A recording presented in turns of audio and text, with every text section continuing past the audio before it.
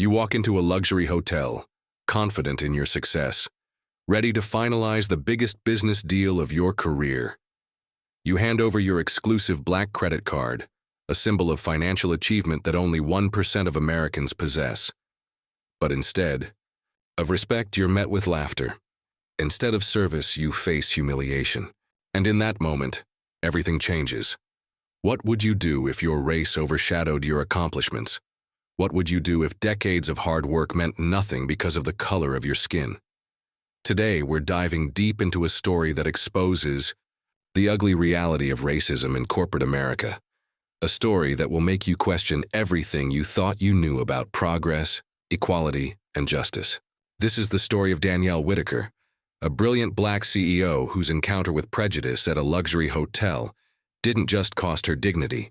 It cost an entire corporation $2.8 billion. But this isn't just a story about one woman's experience. It's a mirror reflecting the systemic racism that continues to plague our society, even in 2024. It's about the 15.2% of black workers in the hospitality industry who watch as only 2.2% of executives look like them. It's about the courage to stand up when standing up costs everything. This is a story of pain, power, and ultimately the pursuit of justice. Because sometimes the most powerful response to racism isn't silence, it's consequence. Are you ready to witness what happens when prejudice meets power? Danielle Whitaker's journey to the C-suite wasn't paved with privilege. It was carved through perseverance. Born in Detroit in 1979 to a single mother working double shifts at an automotive plant, Danielle learned early that excellence wasn't optional. It was survival. Her mother, Patricia Whitaker, would tell her, "Baby, you've got to be twice as good to get half as much. But when you get it, you use that power to open doors for others." These words would echo through Danielle's life as she navigated a world that often seemed determined to keep her out. The racial climate Danielle grew up in was complex and contradictory. On paper, the 1990s and 2000s represented progress. The Civil Rights Act of 1964 had legally banned discrimination in public accommodations, including hotels and restaurants. The landmark, Heart of Atlanta Motel case, had established that businesses couldn't refuse service based on race. Yet the reality was far more nuanced. While explicit segregation was illegal, implicit bias flourished. Studies consistently showed that black guests at hotels faced disproportionate scrutiny, from being questioned about their presence in lobbies to having police called for simply existing in spaces they had every right to occupy. The hospitality industry, in particular, struggled with what researchers called traveling while black, the constant questioning of whether black patrons truly belonged in upscale establishments. Danielle experienced this firsthand during her college years at Howard University, where she studied business administration. During a spring break trip to Miami, she and her friends were followed around a hotel lobby by security, asked to show room keys multiple times, and treated with suspicion that white guests never faced. "It was my first real taste of how the world would see me," she later recalled. "Not as a Dean's List student or a future business leader, but as someone who didn't belong." These experiences fueled her determination. After graduating summa cum laude, Danielle earned her MBA from Wharton, where she was one of only 12 black students in her class of 400. She quickly climbed the corporate ladder, starting as a financial analyst at Goldman Sachs before moving to private equity. By age 35, Danielle had founded Dominion Equity Partners, specializing in hospitality and real estate investments. Her firm's track record was impeccable. 15 successful acquisitions, over $8 billion in managed assets, and a reputation for transforming underperforming properties into industry leaders.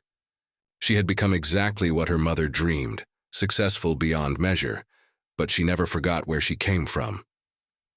The American hospitality industry that Danielle now operated in was a study in contrasts. While black workers comprised 15.2% of the accommodation workforce, they held only 2.2% of executive positions. The numbers were even starker at the highest levels. For every 92 CEO or president positions in the industry, Only one was held by a black executive. This wasn't just a diversity problem. It was a systemic issue rooted in decades of exclusion.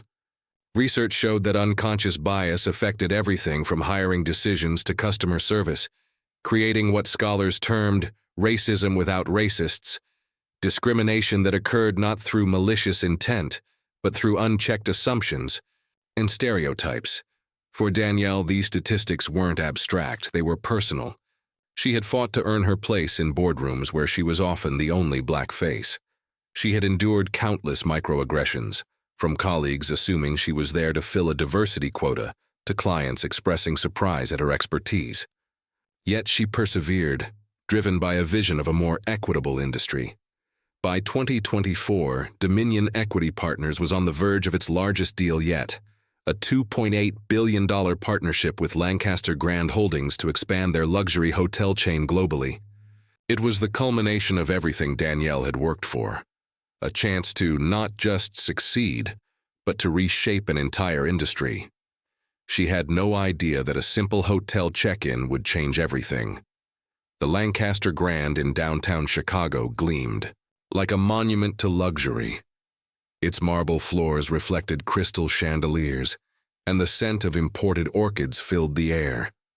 For Danielle Whitaker, this wasn't just another hotel. It was ground zero for the biggest deal of her career. She had chosen this specific location deliberately. If Dominion Equity Partners was going to invest $2.8 billion in Lancaster Grand Holdings, she needed to experience their flagship property firsthand. Every detail mattered: customer service, operational efficiency, staff training. This wasn't just due diligence. It was a test. As Danielle approached the reception desk that crisp October morning, she radiated quiet confidence.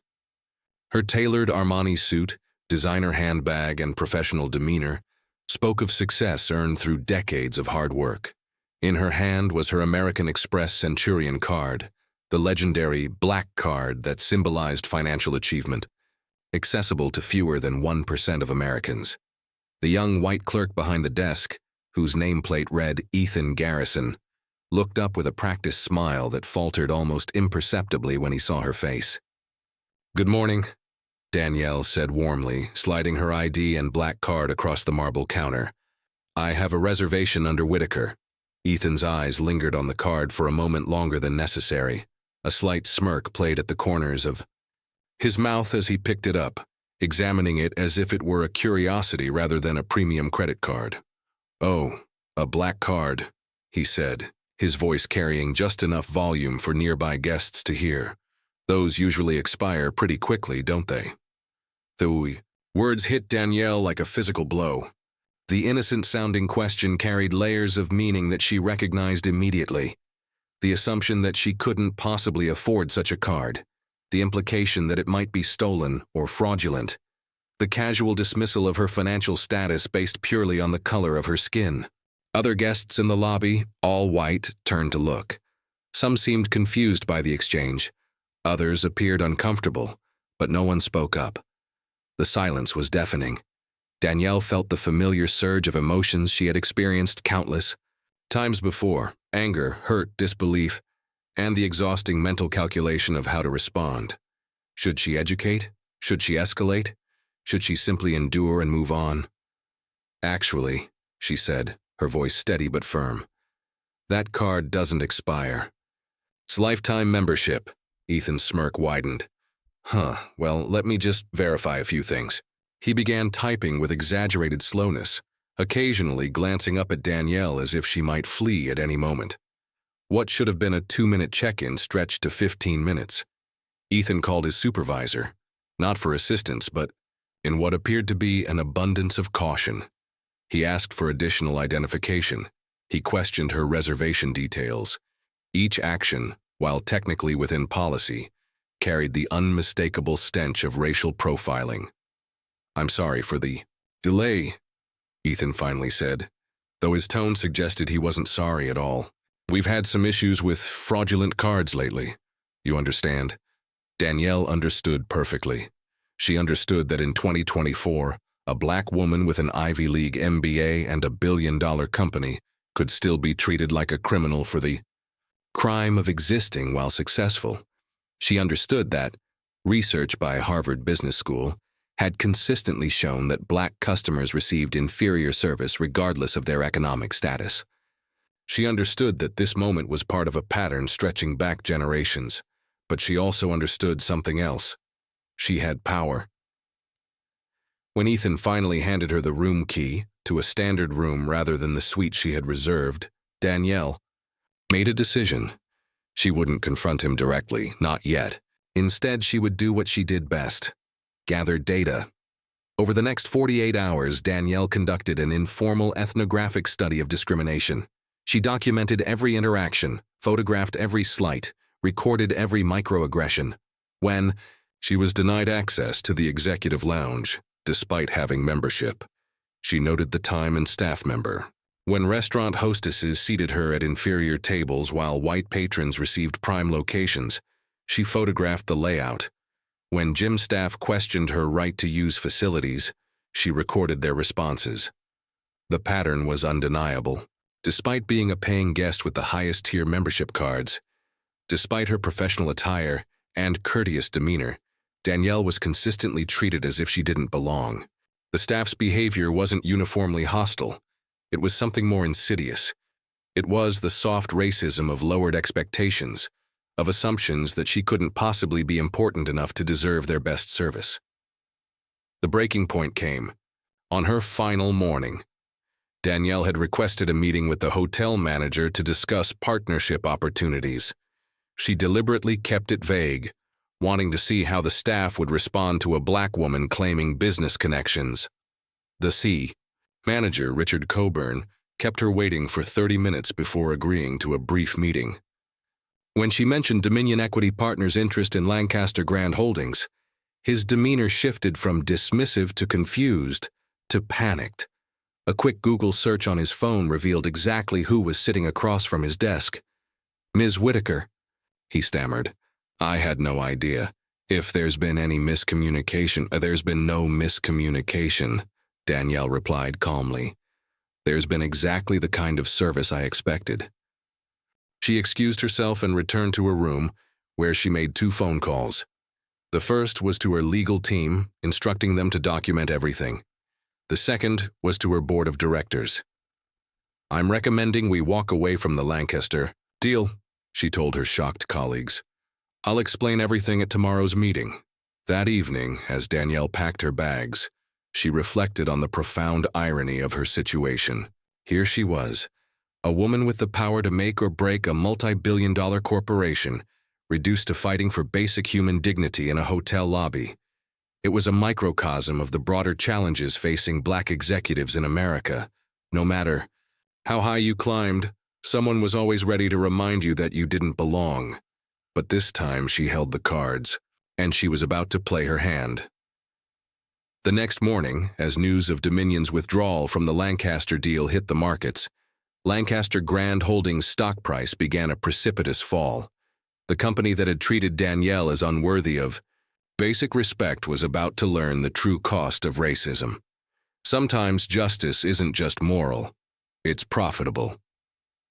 The aftermath of Danielle's decision sent shockwaves through both her personal and professional life. Walking away from a $2.8 billion deal wasn't just a business decision. It was a declaration of war against a system that had consistently undervalued black excellence. The internal struggle was immediate and intense. Danielle's board members, while supportive of her leadership, questioned the financial wisdom of abandoning such a lucrative opportunity. Board member Robert Chen, a veteran investor, voiced concerns shared by others. "Danielle, we believe in your judgment, but $2.8 billion, can we really walk away from this based on poor customer service?" The question cut deep because it revealed a fundamental misunderstanding of what had occurred. This wasn't about poor customer service. It was about systemic racism that treated black success as inherently suspicious. Danielle found herself in the exhausting position of having to educate even her allies about the difference between inconvenience and discrimination. "Robert," she replied during an emergency board meeting, Imagine if I told you that every time you checked into a hotel, they questioned your right to be there. Imagine if your credentials were constantly doubted, if you were made to feel like an intruder in spaces you had every right to occupy. This isn't about one bad interaction. This is about a pattern of behavior that reflects deeper institutional problems. The emotional toll was significant. Danielle had spent her entire career attempting to separate her personal experiences of racism from her professional decisions. She had swallowed countless microaggressions, had smiled through dismissive comments, had worked twice as hard to prove she belonged in rooms where her presence was questioned. The Lancaster incident forced her to confront a painful truth. No amount of success could completely shield her from prejudice. Sleep became elusive. Danielle found herself reliving not just the hotel incident, but decades of similar experiences. The time a potential client assumed she was the assistant rather than the lead negotiator. The networking events where colleagues seemed surprised by her expertise. The subtle ways she had been made to feel that her achievements were flukes rather than the result of exceptional talent and hard work. Her mother, Patricia, now 72 and battling arthritis, provided crucial emotional support. During their weekly phone calls, she reminded Danielle of lessons learned in their cramped Detroit apartment. "Baby, you're not just fighting for yourself. You're fighting for every black girl who dreams of sitting in that boardroom. Sometimes, the most important thing you can do is show them that disrespect has consequences." The professional backlash was swift and predictable. Industry publications questioned Dominion's decision-making process. Some competitors privately celebrated what they saw as Danielle's emotional response, using coded language to suggest that she was unfit for high-stakes business leadership. Bloomberg reported that several potential partners were reassessing their relationships with Dominion, concerned about the firm's unpredictable decision-making. But Danielle wasn't alone in her struggle. The announcement of Dominion's withdrawal had sparked conversations throughout the hospitality industry about systemic racism and discrimination. Black executives across the industry began sharing their own experiences, creating an unprecedented moment of collective honesty about the challenges they faced. Marcus Johnson, CEO of Pinnacle Hospitality Group and one of the few black executives at Danielle's level, reached out with support. "What you did took courage," he told her during a private dinner. "I've been documenting similar incidents for years, but I never had the leverage to respond like this. You're showing them that our money and our respect come together. They can't have one without the other." The legal strategy became crucial. Danielle's team, led by civil rights attorney Sarah Martinez, began documenting patterns of discrimination not just at Lancaster Grand, but across the hospitality industry. They filed formal complaints with the Equal Employment Opportunity Commission and began investigating whether Lancaster's practices violated federal civil rights laws. "The challenge," Martinez explained, "is that most discrimination today isn't the explicit racism of the past. It's subtle, plausibly deniable, and often unconscious. But patterns of behavior can be documented and proven." The research was damning. Internal reviews of Lancaster Grand's customer service records revealed significant disparities in how black guests were treated compared to white guests. Black patrons were 3.7 times more likely to have their reservations questioned, 2.3 times more likely to be asked for additional identification, and consistently given inferior room assignments despite identical booking statuses. Media attention intensified the pressure. USA Today's investigation into hotel discrimination had already documented similar patterns across major hotel chains. Danielle's case provided a powerful example of how discrimination affected not just individual guests, but entire business relationships. Social media became both a battlefield and a source of support. The hashtag #TravelingWhileBlack gained new momentum as thousands of black travelers shared their own experiences of discrimination in hotels, restaurants, and other hospitality venues. The stories were remarkably consistent: questioned presence, additional scrutiny, assumptions of non-belonging. Corporate responses were mixed. Some companies rushed to issue statements supporting diversity and inclusion. Others remained silent, hoping the controversy would pass. A few industry leaders privately criticized Danielle's response as disproportionate, revealing the deep-seated belief that Black people should quietly endure discrimination rather than impose consequences. The psychological impact on Danielle was profound. She had to confront the reality that her extraordinary success hadn't insulated her from ordinary racism. It was a humbling reminder that structural racism operates independently of individual achievement, targeting not just failure, but success, that challenges existing hierarchies. Yet within this struggle, Danielle found strength. Each attack on her decision-making reinforced her belief that the system needed disruption. Each defensive response from the industry confirmed that her actions had struck a nerve. Most importantly, the support from other Black professionals reminded her that she wasn't fighting alone. The resistance was building momentum, and Danielle was just getting started. The turning point came exactly 72 hours after Dominion's board officially voted to terminate the Lancaster deal. The financial markets had already begun to react. Lancaster Grand Holdings stock had dropped 18% in pre-market trading as investors processed the implications of losing their largest potential partnership.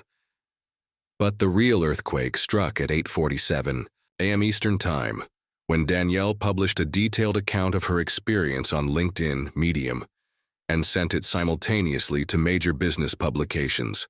The post, titled "The $2.8 billion Cost of Discrimination," was a masterclass in professional confrontation. "I am the CEO of a company that manages over $8 billion in assets," she wrote. "Yesterday, a hotel clerk questioned the validity of my credit card not because of any technical issue, but because he couldn't believe a Black woman could possess such financial credentials.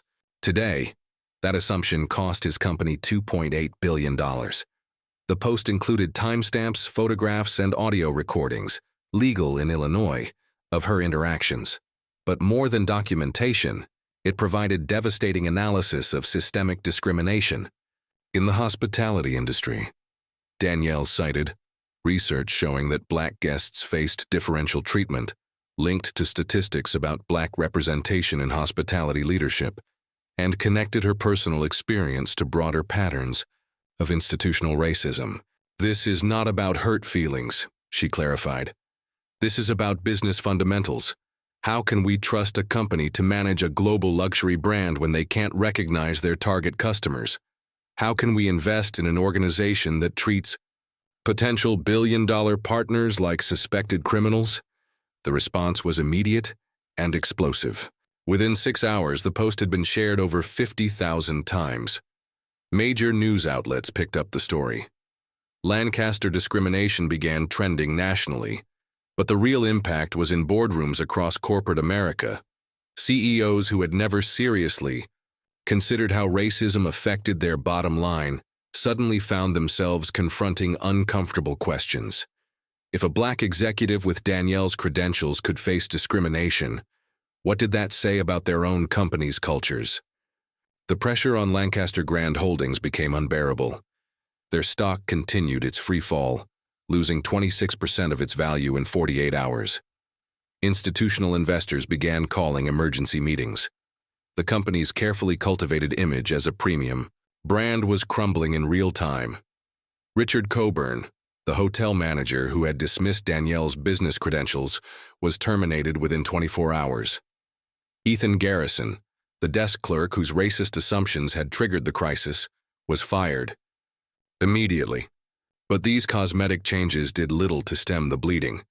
The company's board demanded a meeting with CEO Jonathan Lancaster, grandson of the company's founder. The 67-year-old executive, who had built his career on the assumption that good service meant making wealthy white customers comfortable, found himself facing an entirely new reality. "We're hemorrhaging value," board member Elizabeth Morrison told him bluntly. "Our insurance companies are reviewing our policies. 3 major partnerships are reassessing their relationships with us. And this is just the beginning." Lancaster's attempts at damage control, a generic statement about isolated incidents, and commitment to diversity, only made matters worse. The statement was immediately criticized as tone-deaf and inadequate. Civil rights organizations called for boycotts. Travel websites reported surge in negative reviews citing racial discrimination concerns. Meanwhile, Danielle was experiencing an entirely different kind of pressure. Major media outlets wanted interviews. Speaking requests poured in from corporate conferences, universities, and advocacy organizations. Other hospitality companies began reaching out, hoping to position themselves as enlightened alternatives to Lancaster. But perhaps most significantly, the incident had catalyzed something unprecedented in the industry. Collective action by Black hospitality executives. A group of 15 CEOs and senior executives announced the formation of the Hospitality Equity Alliance, dedicated to documenting and addressing systemic discrimination in the industry. "For too long, we've suffered these indignities in silence," announced Marcus Johnson at the Alliance's first press conference. "We've been told to be grateful for our success, to not rock the boat. But Danielle Whitaker has shown us that our economic power gives us the ability to demand dignity." The Alliance immediately announced a discrimination database where Black travelers could report incidents of bias. They also established a certification program for hotels that demonstrated genuine commitment to equitable treatment. Companies that failed to meet standards would be publicly identified and potentially boycotted. 3 weeks after the initial incident, Lancaster Grand Holdings announced the resignation of CEO Jonathan Lancaster and the appointment of Maria Santos, a Latina executive with a track record of diversity initiatives, as interim CEO. The company also committed to a comprehensive review of all policies and procedures, mandatory bias training for all employees, and the establishment of a $50 million fund for minority business partnerships. The transformation was remarkable, but it came at an enormous cost. Lancaster Grand Holdings had lost over $3 billion in market value, faced multiple discrimination lawsuits, and saw its reputation as a premier hospitality brand severely damaged. Danielle had proven that discrimination could be expensive. Very expensive. 6 months after the Lancaster incident, the hospitality industry looked fundamentally different. What had started as one Black woman's refusal to accept discrimination had evolved into a movement that reshaped how companies thought about bias, business relationships, and the true cost of prejudice. Danielle Whitaker found herself at the center of a transformation she had never sought, but was uniquely qualified to lead. Dominion Equity Partners, rather than suffering from the Lancaster deal's collapse, experienced unprecedented growth. Companies across the hospitality sector, suddenly aware that discrimination could cost them billions, began actively courting partnerships with the firm. Ironically, Danielle noted during a Harvard Business School symposium on corporate responsibility, "Standing up for our values became our greatest business advantage." Companies realized that working with us meant working with a firm that understood the real value of inclusive excellence.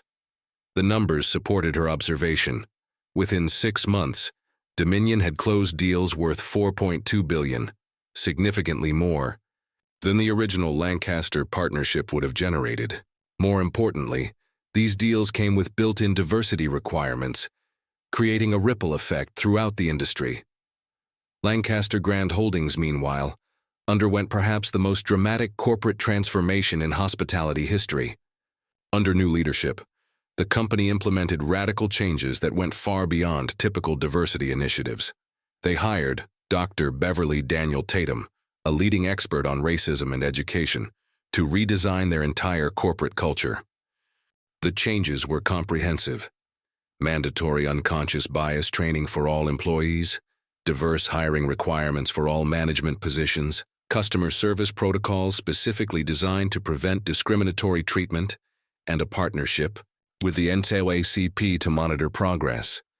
Most significantly, Lancaster established a $100 million investment fund specifically for minority-owned hospitality businesses. "We learned that our previous understanding of hospitality was incomplete," admitted new CEO Maria Santos. True hospitality means ensuring every guest feels valued and respected, regardless of their background. That's not just morally right, it's economically essential. The industry-wide impact was unprecedented. The Hospitality Equity Alliance, which had grown to include over 200 Black executives, published its first annual discrimination report card, ranking major hotel chains on their treatment of minority guests and employees. Companies suddenly found themselves competing not just on amenities and service, but on demonstrable commitment to equity. Real change was measurable. The annual report on Black representation in hospitality leadership showed the first significant increase in executive positions in over a decade. Black executives held 3.8% of leadership positions in 2025, still far below the 15.2% workforce representation, but representing meaningful progress. More importantly, the culture was shifting. Travel review sites began including diversity and inclusion as standard rating categories. Business schools started teaching case studies about the Lancaster effect.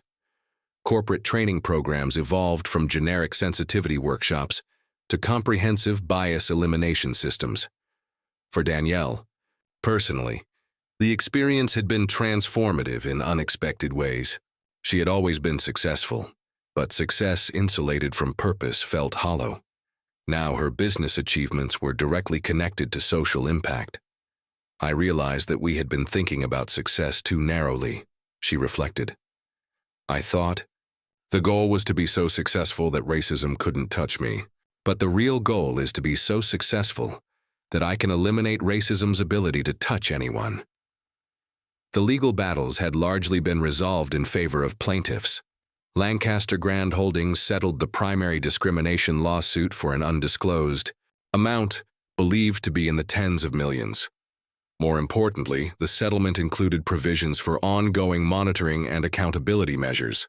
But perhaps the most significant resolution was personal. Danielle's mother, Patricia, lived to see her daughter's vindication. Before her death at age 73, she told Danielle, "You did what I always dreamed you'd do. You didn't just succeed despite the system. You changed the system."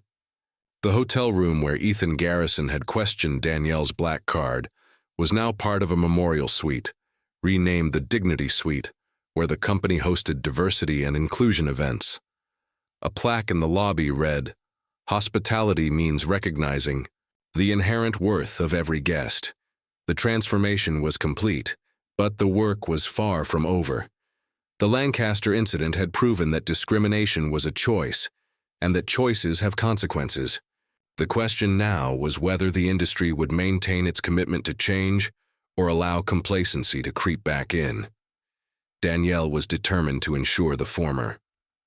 As we reflect on Danielle Whitaker's journey from humiliation to vindication, we must confront uncomfortable truths about the society we've built and the one we're building. Her story isn't exceptional because racism in hospitality is rare. It's exceptional because she had the power to impose consequences. How many other Black executives, professionals, and travelers have faced similar discrimination without the leverage to respond? How many $2.8 billion deals never happened because talented people were made to feel unwelcome? How many innovations were lost because brilliant minds were discouraged from pursuing their dreams? The hospitality industry's transformation following the Lancaster incident offers hope, but it also reveals how much work remains. Black executives still represent only 2.2% of hospitality leadership, despite comprising 15.2% of the workforce. The economic cost of discrimination extends far beyond individual incidents. It represents billions in lost productivity, innovation, and human potential. Danielle's legacy lies not just in the billions she costs one company, but in the billions. She saved the industry by forcing it to confront its biases. She proved that diversity isn't just a moral imperative, it's an economic necessity. The lessons extend far beyond hospitality.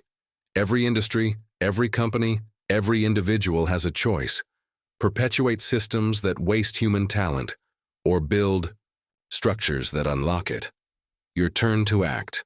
Research companies before you spend your money. Support businesses that demonstrate genuine commitment to equity. Share stories of discrimination when you witness them.